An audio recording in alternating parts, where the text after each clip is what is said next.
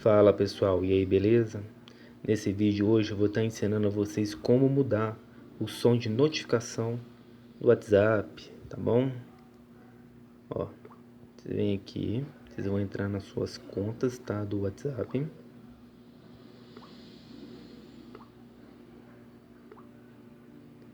Vocês vão vir aqui, ó.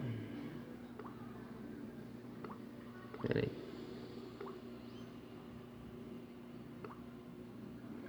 Configuração. Pera aí, gente. Aqui, ó, os 3 pontinhos, tá vendo? E em configuração. Notificação. Sons de notificação. Tá vendo? E aqui você escolhe. Tá? Para você mudar a notificação da mensagem, você vai em mensagem, clica aqui nessa barrinha aqui, tá vendo? Vai em configuração. Aqui você vai ver todas essas palavras aqui.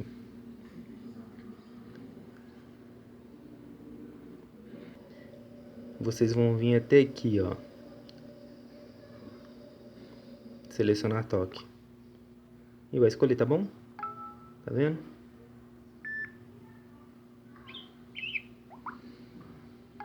Tá vendo? Escolhe. É isso aí, gente. Quem gostou, dá um like e ajuda a divulgar o vídeo. Valeu e até mais.